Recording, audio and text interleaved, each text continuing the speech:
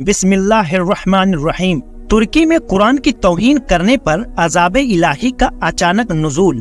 ایک سال ترکی میں آنے والی زلزلے کے حوالے سے بعض ترکی کے اخبار میں چھپنے والی خبر انتہائی عبرتناک اور ڈراؤنی ہے۔ ڈیٹیلز کے مطابق ترکی کی نوسینا کے کسی اڈے پر جو ساحلی سمندر سے بالکل سٹا ہوا تھا، وہیں پر رقص و سرور کی ایک محفل منعقد کی گئی تھی جس میں لگ بھگ 3000 لوگ تھے۔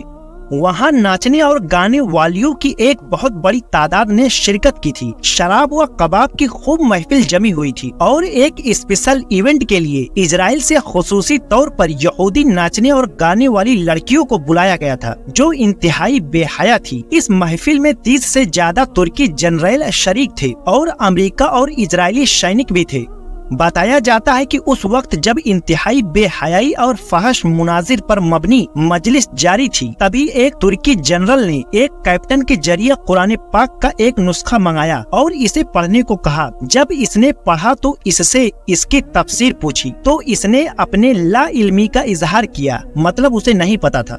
اس کے بعد جنرل نے قرآن کریم کو لے لیا اور اسے پھاڑ کر یہودی اور ترکی لڑکیوں کے پاؤں کے نیچے پھینک دیا اور ساتھ ہی یہ بھی کہا کہ اس قرآن کو نازل کرنے والا کہاں ہے، اور آگے کہا کہ اس قرآن میں یہ بھی لکھا ہے کہ ہم نے اس قرآن کو نازل کیا ہے اور ہم ہی اس کی حفاظت کرنے والے ہیں۔ اس قرآن کو اتارنے والا اب کہاں ہے جو اس کی حفاظت اور اس کی دفاع کرے گا؟ ان لوگوں نے اللہ کو للکارا تھا۔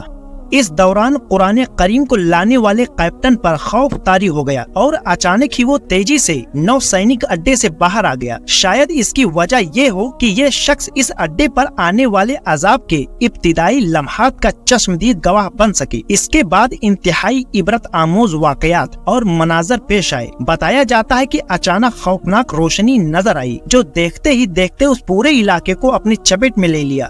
اس کے بعد سمندر پھٹ گیا اور اس میں سے آگ کے شعلے بلند ہونے لگے، ساتھ ہی لوگوں کے پھٹنے کی بھیانک آوازیں بھی آنے لگی۔ اس کے بعد اللہ تعالیٰ نے اس پورے ہوائی اڈے کو اٹھا کر سمندر کے بیچ سے اٹھنے والی خوفناک لہروں کے درمیان پھینک دیا۔ اس کے بعد دوسرے علاقوں کو بھی بھوکمپ نے اپنی چپیٹ میں لے لیا۔ عجیب بات یہ ہے کہ اس محفل میں شریک ترکی، امریکی اور اسرائیلی فوجوں اور ناچنے گانے والیوں کی لاشوں کا کچھ پتہ نہ چل سکا کہ وہ کہاں گئی۔ تمام تر وسائل ہونے کے باوجود بھی اب تک وہ لاشیں سمندر سے باہر نہ آ سکی۔ قرآن کریم کی بے حرمتی کر کے ان لوگوں نے اللہ تعالیٰ کے غیرت کو للکارا تھا تو اللہ تعالیٰ نے انتقام لے لیا۔ اب کوئی اس سے نصیحت حاصل کرنے والا ہے؟